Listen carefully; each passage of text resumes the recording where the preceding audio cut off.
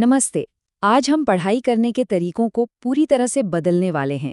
बात करेंगे कुछ ऐसे तरीकों की जो साइंस बैक्ड हैं और जिनकी मदद से कम समय में कई ज्यादा सीखा जा सकता है। अच्छा, कभी ऐसा हुआ है कि घंटों पढ़ाई की, बहुत मेहनत की, पर रिजल्ट कुछ खास नहीं आया? अगर हाँ, तो ये प्रॉब्लम बहुत आम है और इसकी वजह मेहनत की कमी बिल्कुल नहीं है। असल में प्रॉब्लम ये है कि हमें पढ़ाई के जो तरीके सिखाए गए हैं वो ज़्यादातर पुराने और सच कहूँ तो इनफेक्टिव हैं। वो हमारे दिमाग के काम करने के तरीके से मेल ही नहीं खाते। तो अब वक्त आ गया है एक साइंस बैक्ड अपग्रेड का। चलिए अब सीधे उन टेक्निक्स पर चलते हैं जो साइंटिफिकली प्रूवन है और सीखने की पावर को कई गुना बढ़ा सकती हैं। तो सबसे पहले ये समझना जरूरी है कि आखिर दिक्कत है कहाँ। और सच तो ये है कि प्रॉब्लम हमारे पढ़ाई करने के सबसे कॉमन तरीकों में ही छुपी है, जिन्हें हम जाने अनजाने सालों से इस्तेमाल कर रहे हैं।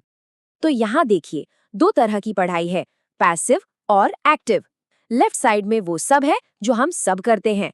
नोट्स को बार बार पढ़ना, हाइलाइटर से पूरी किताब रंग देना। ये आसान लगता है, पर इससे ज्यादा कुछ याद नहीं रहता। और राइट साइड में है एक्टिव तरीके, जो दिमाग से थोड़ी कसरत करवाते हैं। और सच कहूं तो असली लर्निंग यही होती है। और ये बात बिल्कुल सही है। हमारा दिमाग कोई स्पंज नहीं है जिसमें बस जानकारी भरते जाओ। ये एक मसल की तरह है जिसे ट्रेन करना पड़ता है। लर्निंग का मतलब जानकारी भरना नहीं, बल्कि दिमाग को उसे यूज करने के लिए ट्रेन करना है। तो प्रॉब्लम तो समझ आ गई। अब बात करते हैं सॉल्यूशंस की।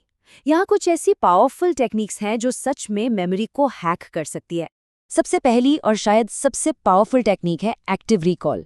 इसका मतलब बहुत सिंपल है। किताब बंद करो और याद करने की कोशिश करो। जब दिमाग पर जोर पड़ता है ना जानकारी को बाहर निकालने के लिए, तो मेमोरी के रास्ते उतने ही मजबूत होते जाते हैं। और ये ग्राफ तो सब कुछ साफ साफ दिखा रहा है। देखिए कि ये जो हरा वाला बार है जो एक्टिव रिकॉल को दिखा रहा है, वो बाकियों से कितना ज्यादा ऊंचा है। मतलब चाहे फैक्ट्स रटने हो या कॉन्सेप्ट समझने हो, खुद को टेस्ट करना ही सबसे बेस्ट है। अगला हैक है स्पेस्ड रेपिटेशन। देखिए, हमारा दिमाग नेचुरली चीजें भूलता है। ये टेक्निक बस इसी का तोड़ है।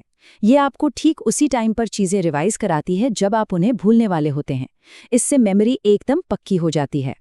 इस ग्राफ को देखिए जरा। एग्जाम से एक रात पहले 5 घंटे रट्टा मारने से कहीं ज्यादा बेहतर है कि उन्हीं 5 घंटों को कुछ दिनों में बांट दिया जाए। ये जो राइट साइड वाला बार है वो साफ दिखा रहा है कि लंबे समय तक याद रखने के लिए स्पेस्ड आउट प्रैक्टिस कितनी बेहतर है। और फिर आती है फाइमन टेक्निक। ये तो कमाल की चीज है। अगर किसी भी कॉन्सेप्ट को सच में समझना है ना, तो बस उसे ऐसे समझाने की कोशिश करो जैसे किसी बच्चे को समझा रहे हो। जहां भी अटके या कोई मुश्किल शब्द इस्तेमाल किया, समझ लो वहीं आपके नॉलेज में गैप है। किसी भी चीज को गहराई से समझने का ये बेस्ट तरीका है। अच्छा, दुनिया की सबसे अच्छी टेक्निक्स भी किसी काम की नहीं है अगर फोकस ही ना हो। तो अब बात करते हैं कि अपने टाइम और अटेंशन को कैसे मास्टर किया जाए। यहाँ काम आती है पोमोडोरो टेक्निक। सिंपल है पर बहुत पावरफुल। 25 मिनट्स एकदम फोकस के साथ काम करो, फिर 5 मिनट का ब्रेक लो। ये साइकिल आपको बिना थके लंबे समय तक प्रोडक्टिव बनाए रखती है। और ये जुड़ा है डीप वर्क के आइडिया से। मतलब बिना किसी डिस्ट्रैक्शन के किसी एक काम पर पूरी तरह से फोकस करने की एबिलिटी। आज की दुनिया में ये सच में एक सुपर पावर से कम नहीं है।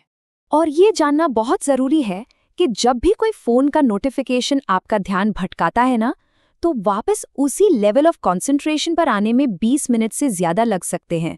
सोचिए, डिस्ट्रैक्शंस की कितनी बड़ी कीमत हम चुकाते हैं। अक्सर हम ये भूल जाते हैं कि हमारा दिमाग भी तो शरीर का ही एक हिस्सा है। उसकी परफॉर्मेंस इस बात पर डिपेंड करती है कि हम अपनी बॉडी का कितना ख्याल रखते हैं। ये आंकड़ा देखिए, थोड़ा चौंकाने वाला है। हमारा दिमाग जो बॉडी वेट का सिर्फ 2% है, हमारी 20% एनर्जी खा जाता है।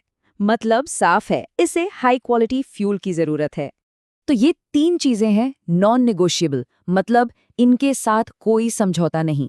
नींद, जो मेमोरीज को लॉन्ग टर्म स्टोर करती है, पानी जो फोकस बनाए रखता है, और अच्छा खाना जो दिमाग को एनर्जी देता है। इनके बिना कोई भी स्टडी हैक बेकार है। तो चलिए अब इन सब बातों को एक साथ जोड़ते हैं और देखते हैं कि इन्हें एक्शन में कैसे लाया जाए। और ये स्लाइड, ये है इन तरीकों का असली प्रूफ।